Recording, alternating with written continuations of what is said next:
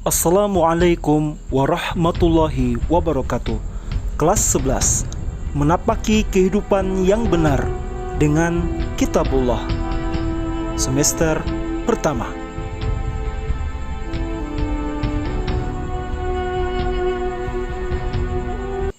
Apa jadinya apabila di jalan namun tidak memiliki tujuan yang jelas? Tahu kemana tujuannya? Tentu lama-kelamaan kita bisa tersesat. Demikian juga dengan kehidupan manusia di dunia ini. Jika hidup ini tidak memiliki arah yang jelas dan hanya akan menghabiskan usia tanpa memiliki manfaat dan kemudian tersesat. Lalu, siapa yang mengetahui arah atau tujuan yang benar dalam kehidupan? Tentu yang mengetahui secara pasti adalah Allah Subhanahu wa Ta'ala yang menciptakan manusia. Maha suci Allah yang tidak akan membuat ciptaannya tersesat. Iman kepada kitab-kitab Allah Subhanahu wa Ta'ala. Iman kepada kitab Allah Subhanahu wa Ta'ala berarti percaya dan yakin dengan sepenuh hati bahwa Allah Subhanahu wa Ta'ala telah menurunkan kitab-kitabnya kepada para rasulnya. Ajaran yang terdapat di dalam kitab tersebut disampaikan kepada umat manusia sebagai pedoman hidup agar dapat meraih kebahagiaan di dunia dan akhirat. Di dalam hadis dari Abdullah bin Sabit bahwa Umar bin Khattab pernah mampir kepada Bani Quraidah dan beliau diberi kutipan Taurat beberapa lembar. Kemudian Umar bin Khattab menunjukkan kepada Nabi Muhammad SAW. Nabi Muhammad SAW berubah muka karena tidak suka.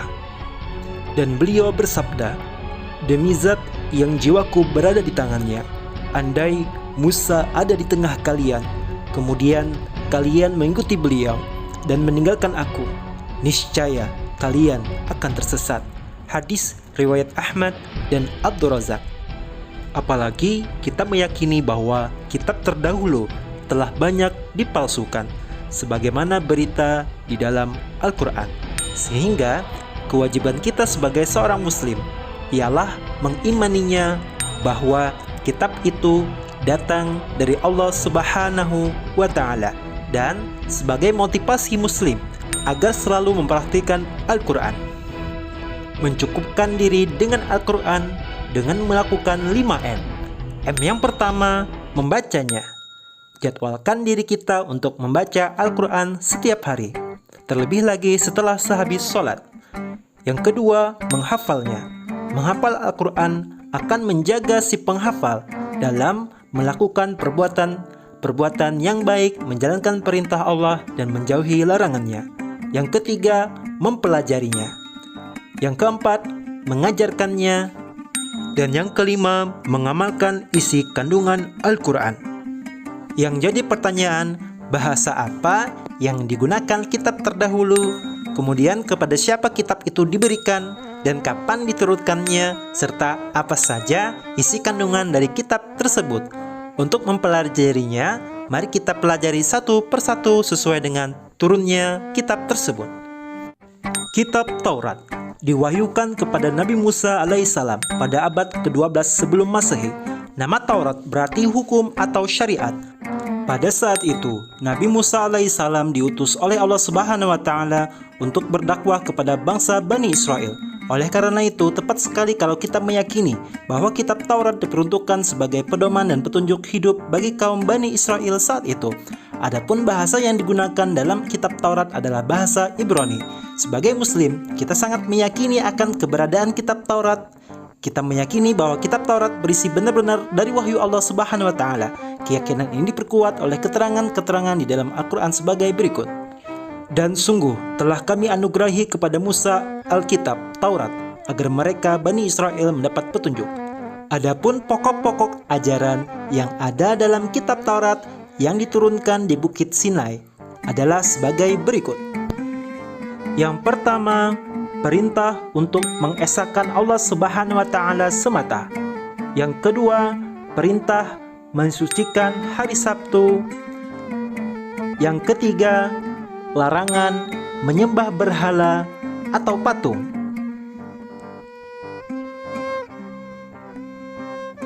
Yang keempat, berbakti kepada orang tua. Yang kelima, larangan mencuri. Yang keenam, larangan mengambil hak orang lain. Yang ketujuh, larangan membunuh.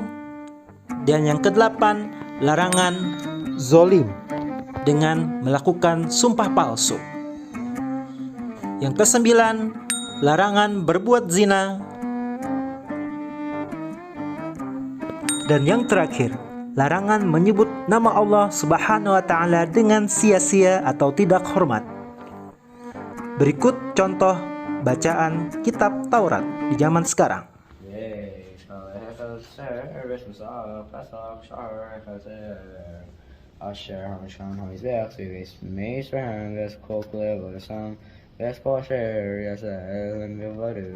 Kitab Zabur.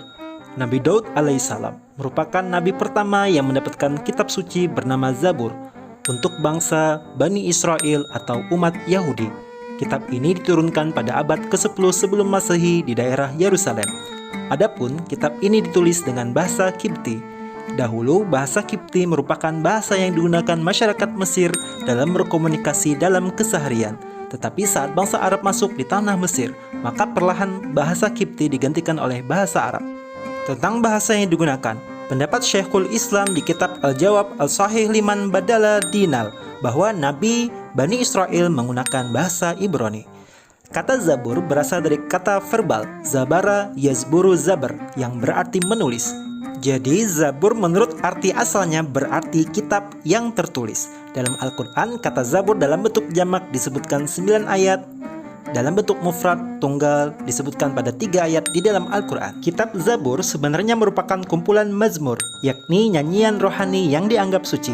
Berikut isi Zabur. Berdasarkan surah Al-Anbiya, Quran surah 21 ayat 105 dan Mazmur di ayat 12 dan 13. Di situ menjadikan referensi bahwa tidak ada perbedaan akidah dan tauhid antara Nabi Daud alaihissalam dengan Nabi Muhammad SAW. Mereka sama-sama disebut sebagai orang-orang yang soleh yang mempusakai untuk menjadi khalifah di muka bumi bagi orang-orang soleh pada zaman terdahulu seperti umat Nabi Daud, sehingga orang-orang soleh masa kini yang menjadi umat Nabi Muhammad. Berikut contoh pembacaan kitab Zabur. Mismole Dawid Adonai Roi Lo Aksor Bin Odda Sayar Bisen. Kitab Injil. Kitab Injil diturunkan kepada Nabi Isa alaihissalam pada permulaan abad ke-1 Masehi. Kitab Injil diwahyukan di daerah Yerusalem. Kitab ini menjadi pedoman bagi kaum Nabi Isa alaihissalam, yakni kaum Nasrani. Kitab ini ditulis pada awalnya dengan bahasa Suryani atau Suriah dulu. Akan tetapi, menurut pendapat lain dari Syekhul Islam dalam kitab Al-Jawab As-Sahih Liman Badala Dinal menyebutkan bahwa Nabi Musa, Isa, Daud, dan Nabi Bani Israel mereka berbicara dengan bahasa Ibrani. Sementara yang berbicara selain bahasa Ibrani adalah sebagian pengikutnya. Di dalam Al-Quran Allah berfirman, Dia, Isa berkata, sesungguhnya aku hamba Allah.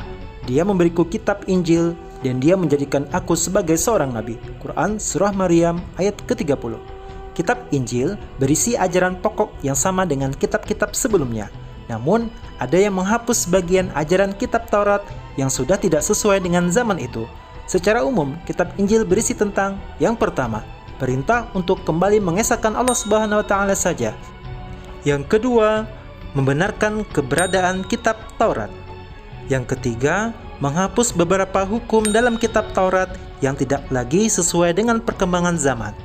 Yang keempat, menjelaskan bahwa kelak akan datang kembali Rasul setelah Nabi Isa alaihissalam, yaitu Nabi Muhammad SAW. Di samping ada di kitab Injil, penjelasan ini juga terdapat dalam kitab Taurat dan Zabur. Kitab Injil menjadi pedoman bagi para pengikut agama Nasrani agar melaksanakan hukum-hukum Allah Subhanahu wa Ta'ala yang dibawa oleh Nabi Isa alaihissalam. Nabi Isa alaihissalam mengajarkan agar kaumnya taat kepada hukum-hukum Allah dan tidak terlepas dengan gemerlap harta dan dunia. Bagi kaum muslimin, cara mengimani kitab Injil seperti kitab-kitab terdahulu, yaitu meyakini bahwa Allah Subhanahu wa Ta'ala pernah menurunkan kitab ini kepada umat manusia sebagai petunjuk. Akan tetapi, karena banyak islinya yang sudah berubah, sehingga tidak wajib lagi kaum muslimin untuk mengimaninya maupun melaksanakan perintahnya, kecuali ada hal-hal perintah yang memang sesuai dengan ajaran Islam, seperti menyembah Allah, tidak makan babi, dan lain-lain. Hal yang berbeda juga yang paling mendasari bagi kaum Nasrani maupun umat Islam adalah siapa yang disalib. Bagi orang Yahudi, yang disalib adalah Isa itu sendiri karena tidak sesuai dengan Mesias yang mereka inginkan. Bagi Nasrani, yang disalib adalah Isa sendiri yang mengorbankan dalam hal penebusan dosa. Sementara menurut ajaran Islam, yang disalib adalah Yudas Iskariot yang berkhianat dan Allah serupakan wajahnya dan dia tewas di kayu salib, sebagaimana berita yang diberitahukan di dalam Al-Quran sebagai berikut. Dan keyakinan kita tentang Isa Al-Masih, beliau diangkat ke langit yang kelak nantinya bertemu dengan Rasulullah SAW waktu peristiwa Isra dan Mi'raj. Berikut contoh pembacaan kitab Injil di zaman sekarang. Aku tidak memanggil, tidurlah kembali. Samuel pergi dan tidur lagi. Dan Tuhan memanggil Samuel sekali lagi. Kitab Al-Quran diturunkan pada abad ke-7 Masehi. Kitab Al-Quran merupakan kitab yang diturunkan Allah Subhanahu wa Ta'ala kepada Nabi dan Rasul yang terakhir, yaitu Nabi Muhammad SAW. Kitab suci Al-Quran diturunkan Allah Subhanahu wa Ta'ala sebagai penyempurna dan membenarkan kitab-kitab sebelumnya, sebagaimana firman Allah di Quran surah Al-Imran ayat yang ketiga. Wahyu pertama turun adalah Quran surah Al-Alaq ayat 1-5 di Gua Hiro. Selanjutnya, wahyu diturunkan secara berangsur-angsur dalam durasi 22 tahun. Secara umum, pokok-pokok ajaran yang dikandung dalam Al-Quran yang pertama, akidah, keyakinan, yaitu hal-hal yang berkaitan dengan keyakinan seperti mengesahkan Allah, meyakini malaikat-malaikat dan rukun-rukun iman. Yang kedua, akhlak, budi pekerti, yaitu berkaitan dengan pembinaan akhlak mulia dan menghindari akhlak tercela.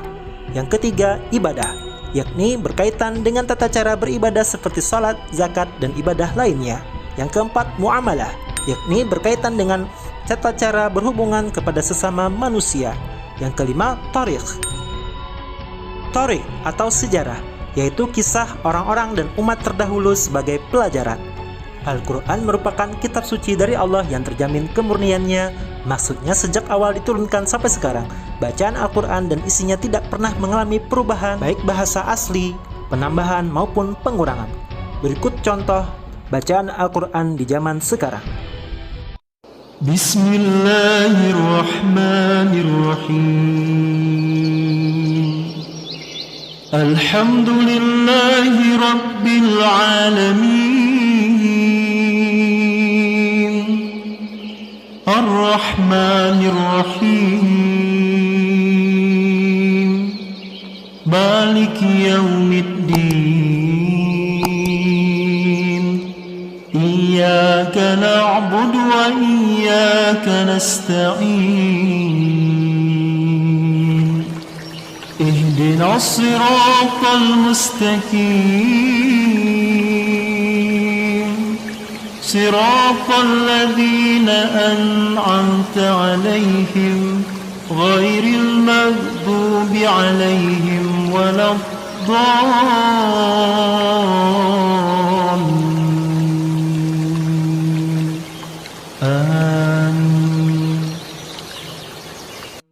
Selain menerima kitab, para nabi dan rasul juga menerima suhuf atau berupa lembaran-lembaran. Berikut nabi-nabi yang menerima suhuf. Perbedaan kitab dan suhuf. Yang pertama, isi kitab lebih lengkap daripada isi suhuf. Yang kedua, bentuk dari kitab sudah dibukukan sedangkan suhuf masih berbentuk lembaran-lembaran yang terpisah. Yang ketiga, kitab biasanya berlaku lebih lama daripada suhuf. Hikmah beriman kepada kitab Allah Subhanahu wa Ta'ala.